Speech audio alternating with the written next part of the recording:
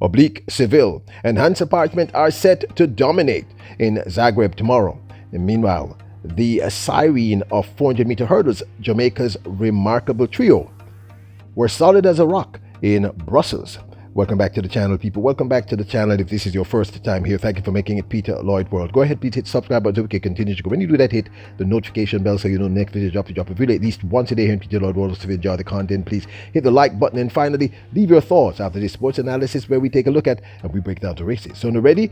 Yep, good to go. Well, the Jamaican 400-meter hurdles trio, the sirens as we now call them, the remarkable Anjanette Knight, Rochelle Clayton, and of course Genevieve Russell. Well, they took on Femme Cabal in Brussels in the women's 400-meter hurdles. Well, as expected, it was Femme Cabal who won this time in a new meet record, but the three ladies represented for the island nonetheless. Femme Cabal won this in 52.11, a new meet record, with Genevieve Russell coming second with 53.80. Rochelle Clayton third with 54.10. Anna Cockrell, a favorite here at Peter Lloyd World, fourth in 54.29, and Anjanette Knight came sixth with 54.75. I think Anjanette Knight kind of went out a little too fast in that first 200 meters and paid the price towards the end of her race. It sounds easy on paper, but it means you need to be competent on both lead legs. And now Femme Cabal, the world champion, starts to separate herself from three strong Jamaicans behind. But it's Femme Cabal with one hurdle left. She clears it smoothly. She powers away from the rest of the field. She's miles ahead of the green light. The wave-like technology, that means it is a new meeting record. 52.11, breaking the mark. That's 25. The ball at this stage, we know how strong she is, but she's still got company there. Then she stretches away. So strong, of course, off the flat speed as well. This, incidentally, her first ever appearance in Brussels. So congrats to Femme Cabal on a new meet record, and to the sirens of Jamaica, the remarkable Genevieve Russell coming second there, with Rochelle Clayton coming third, and of course Anjanette Knight down there in the 7th spot. Now, the Jamaica's top male sprinter, Oblique Seville, is set to dominate in Zagreb in the men's 100 meters, himself alongside Rohan Watson, the current national champion in men's 100 meters. They will take on the likes of Lamont Marcel Jacobs of Italy, the Olympic champion from the 2020 Tokyo Olympics, and of course Kenya's very best, the remarkable Ferdinand Ominyala.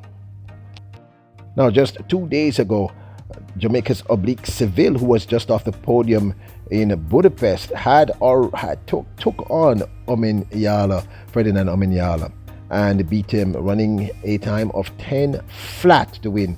It was over there in Italy at the Reverito track meet.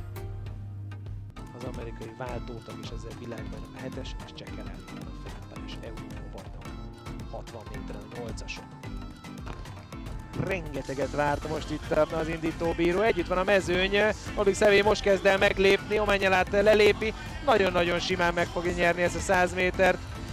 Nem kerül 10 másodperc alá, ha csak nem javítanak majd a futóórán. 10.00 telibe. Mindjárt megnézzük, hogy milyen szél fújt.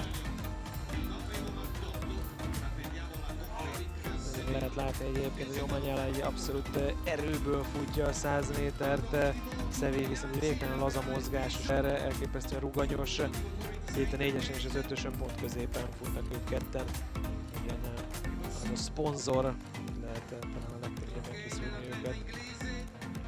Arról van szó, hogy Seville kölcsön adott egy ruhát.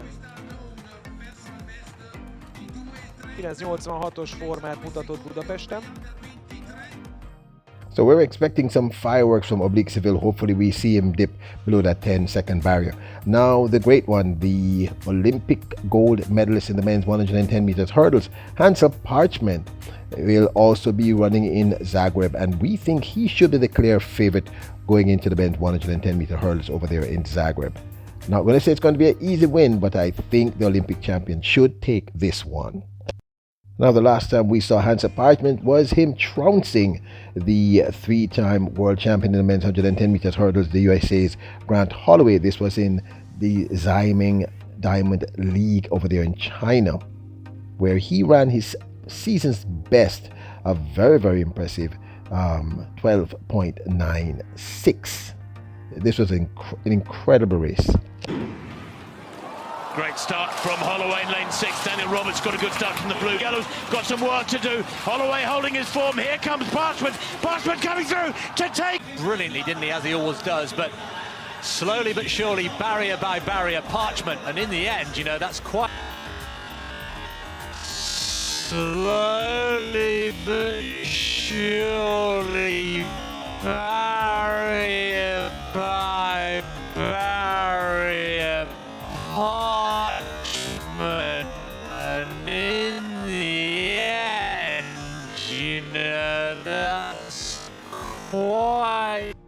Now, this, of course, is my 2 cents. Expect wins from Hansle Parchment and, of course, Oblique Seville in both their disciplines.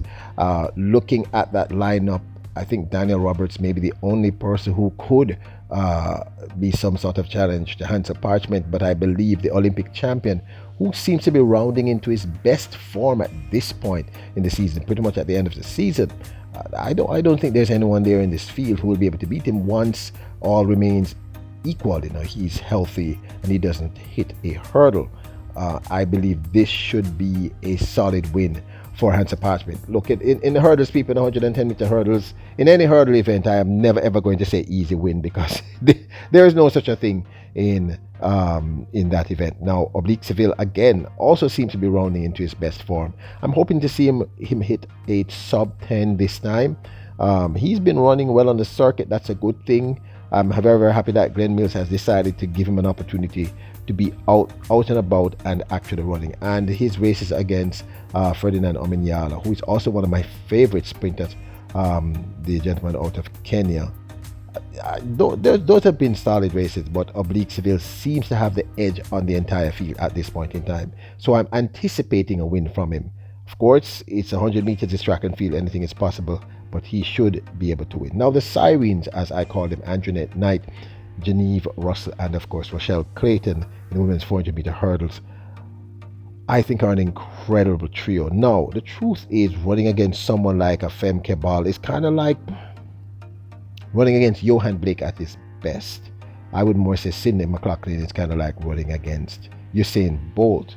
It's going to be interesting to see what happens next year when Sydney McLaughlin comes back into competition, because even at her very, very, very best, Femke Bol is still nowhere close to Sydney McLaughlin.